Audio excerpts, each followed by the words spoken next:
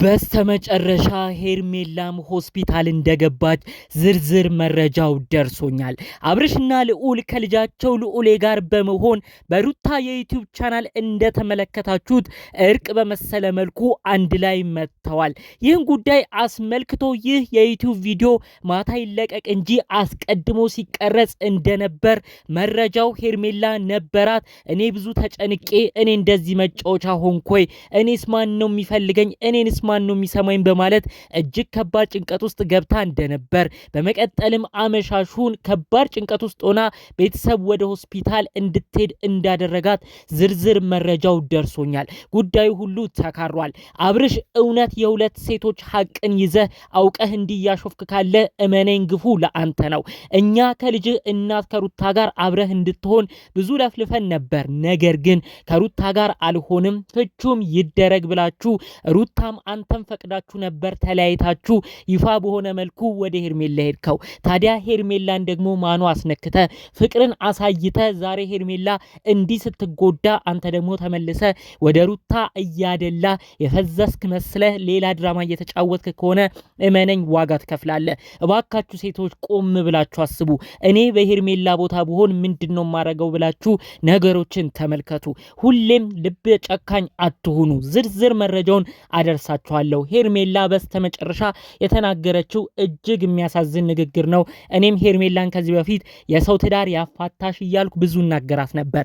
ነገር ግን ለአብርሽ ያደረገችውን ነገር ስሰማ ደግሞ እውነት ሴት ልጅ ለካ እንደዚህ ታሳዝናለች። ሴት ልጅ እህት ነች። ሴት ልጅ እናት ነች። ሴት ልጅ ገመና ነች። ሴት ልጅ ሁሉ ነገር ነች። እባካችሁ አሁን የምነግራችሁ መረጃ እናንተም ሰምታችሁ ለሄርሜላ ያላችሁን ነገር መልእክት እንድታስቀምጡልኝ ነው የምፈልገው። ሰላም ውድ የሀገሬ ልጆች፣ በተለያዩ ዓለም ሀገራት የምትገኙ በያላችሁበት ሀገር ሰላማችሁ ይብዛልኝ። ዛሬም አዳዲስ በሆኑ መረጃዎች ብቅ ብለናል። ዛሬ አመጣጤ ግን እውነት ሄርሜላን እስካሁን የወቀስኩበትን ነገር ቆም ብዬ እንዳስብ ነው ያደረገኝ። ለካ ሄርሜላ የዋህ ነበረች። ለካ ሄርሜላ እኛ እዚህ ትዳር አፋታችን እንል ነበር እንጂ ለአብርሽ ውስጥ ለውስጥ ያደረገችለት እጅግ ከባድ ውለታዎች ነበሩ። ለካ ዛሬ እሱ ነው አንድም አንገብግቧት ከምን ልሁን እኔስ ብላ እጅግ ከባድ ጭንቀት ውስጥ ገብታ አይምሮዋ እስከ መበጥበጥ የደረሰው። እጅግ ያሳዝናል። እስቲ እህቶቼ ወንድሞቼ ይህን መረጃ የምትሰሙኝ በተለይ ደግሞ በአረብ ሀገር የምትገኙ አንድ ጥያቄ ልጠይቃችሁ። ለእኔ የምትሉት ሰው ብዙ ነገር አድርጋችሁለት ብዙ ነገር ሆናችሁለት እስከ ጓደኞቹ ብዙ ስጦታዎችን ሰጥታችሁት ያ ሰው ግን ዛሬ ላይ እናንተን ከርቶ ወደ ሌላ ቢሄድ ምን ትላላችሁ? ሀቢባ የቲክቶክ ላይቭ ላይ የምታቋት ብዙዎቻችሁ ትኖራላችሁ።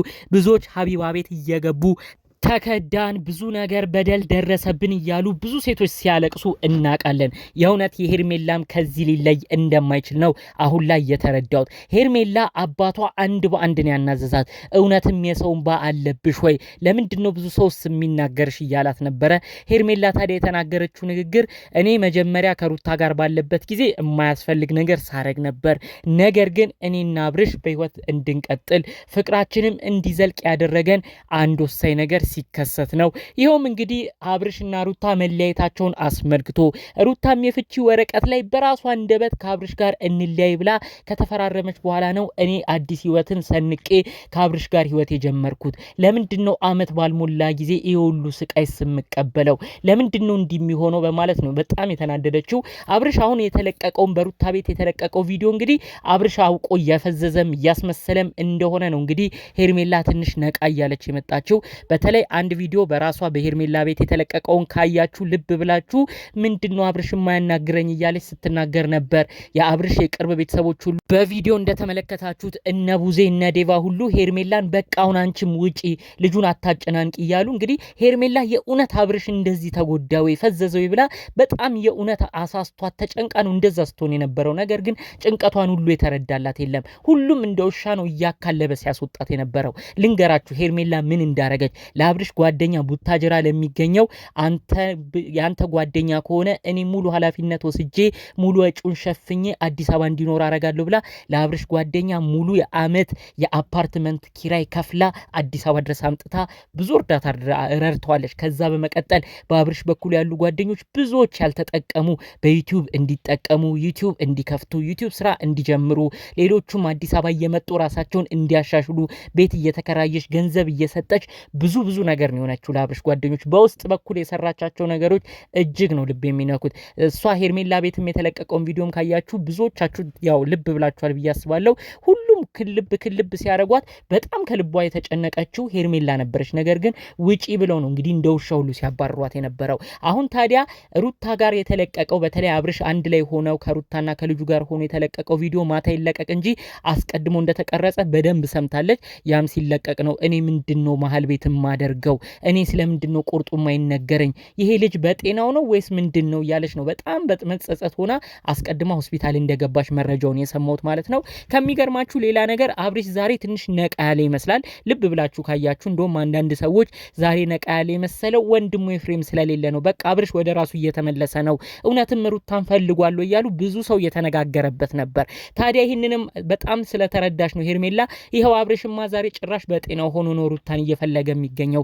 እኔስ ሴት አይደለሁ ወይ? እኔስ ሳይምሮ አይጎዳም ወይ? ለምንድነው የኔንስ ቁርጥ የማይነግረኝ ብላ በጣም ከባድ ጭንቀት ውስጥ ገብታ ወደ ሆስፒታል ሁሉ እንዳመራሽ መረጃውን የሰማሁት። ለማረጋጋትም ቤተሰቦች እየሞከሩም እንዳሉ ነው መረጃው አብሮ የተሰማው ማለት ነው። ይህን ጉዳይ አስመልክቶ በሳል የሰው ነገር የሚገባቸው የሰው መጎዳትን ማየት የማይፈልጉ በሳል ሀሳብ እየሰጡ ነው። እባካችሁ እናንተም ዝም ብላችሁ አትፍረዱ ሄርሜላ ላይ። አብርሽም ጥፋት አለበት። ይሄ ልጅ አሁን ላይ አውቆ እያስመሰለ እንግዲህ ወደ ሩታ ጠጋ የሚልበት አውቆ የፈዘዘ መስሎ ወደ ሩታ የሚጠጋበት ሲስተም የያዘ ነው የሚመስለው። ምክንያቱም ይሄን ከሰሞኑ የምናየውን ተከታታይ ቪዲዮ ካያችሁ ልብስ እየቀያየረ ነው አሁን ላይ የሚመጣው። የሆነ ቀን ሁሉ የሆነ መናፈሻ ላይ ቁጭ ብሎ ሰው ሲደርስበት ስልክ ሁሉ እየተጠቀመ ነበር። እንዴት የፈዘዘ ሰው ስልክ ይጠቀማል? ስለዚህ አብርሽ ከሄርሜላ ለመራቂያ በተለይ ከሩታ ጋር ሰሞኑን ስለተስማሙ ከሄርሜላ ለመራቅ ሲስተም ፈጥሮ የፈዘዘ መስሎ ነው እንግዲህ ይሄን ነገር እያደረገ እንደሚገኝ መረጃዎቹ እየተሰሙ የሚገኘው። እባካችሁ ይህን መረጃ የምትሰሙ ሰዎች አሁን ላይ በቃ አብርሽና ሩታ ወደፊት ምናምን አትበሉ። እዛ ጋም የሚጎዳውን ሰው ቆም ብላችሁ ለማሰብ ሞክሩ። በእናታችሁ በእኔነት ለመፍረድ ሞክሩ። አብርሽ ሁለቱንም ሴቶች ነው ተስፋ እየሰጠ የነበረው። አሁን ደግሞ የቅርብ ጊዜ ከተመለከታችሁ ሄርሜላን ነው ተስፋ እየሰጠ አገባሻለሁ እያለ ቤተሰብ ድረስ ያስተዋወቀችው ብዙ ትልቅ ቦታ የሰጠችው። አሁን ደግሞ ተመልሶ ሄርሜላንም ደግሞ ትቶ ድጋሚ ወደ ሩታ። ምንድነው አብርሽ እያደረገ ያለው? ከሁለቱም አሁን ላይ ጥፋተኛ ማን እንደሆነ እንኳን ማወቅ ነው የከበደን።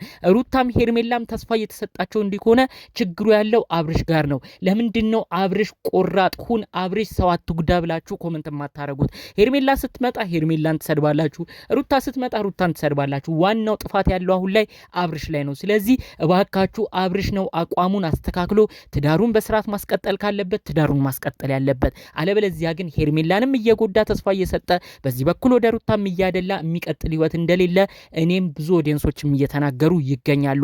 አብርሽና ሩታ ወደፊት ይቀጥሉ፣ ደስ ይለናል። የልጅ እናት አባት ናቸው፣ ልጅ ወልደዋል፣ ተለያይተው አይለያዩም። ነገር ግን እዛም ጋር ደግሞ የሆነች ሴት እያለቀሰች የሆነች ሴት አፈቅርሻለሁ እያላት መሆን የለበትም። ሁሉ ነገር ለአንድ ለመጨረሻ ጊዜ ቁርጡ ወጥቶ ሄርሜላም ቁርጧን አውቆ ሁሉ ነገር ቁርጧ ተነግሯት በቃ አብርሽ ወደ ሩታ መመለስ ካለበት ወደ ሩታ ይመለስ እንጂ ድራማ እየተፈጠረ ሌላ ነገር እየተሰራ እዛ ጋር ሄርሜላን እየተሸወደ ወደዚህ እየመጣ የሚቀጥል ህይወት የሚቀጥል ኑሮ ምንም አያዛልቅም። ይሄ ነው እንግዲህ የበሳል ሰው ሀሳብ አስተያየት መሆን ያለበት። እናንተስ ምን አይነት ነገርን ተረዳችሁ? በሄርሜላ በኩል ሆናችሁስ ብታስቡ ዝም ብላችሁ ሄርሜላን ተወቅሳላችሁ ወይስ አብርሽም ጥፋተኛ ነው ብላችሁ ታስባላችሁ? እባካችሁ ይህን ነገር ላይ እስቲ በአጽንኦት ኮመንት እንድትሰጡኝ ነው በማክበር የምጠይቃችሁ። ጠቅለል ባሉ መረጃዎችም ይዤ የመጣሁት ይህንን ይመስል ነበር። በሌሎች ቪዲዮዎቻችን እስክንገናኝ ሰላሙን ሁሉ ተመኘውላችሁ። ሰላም።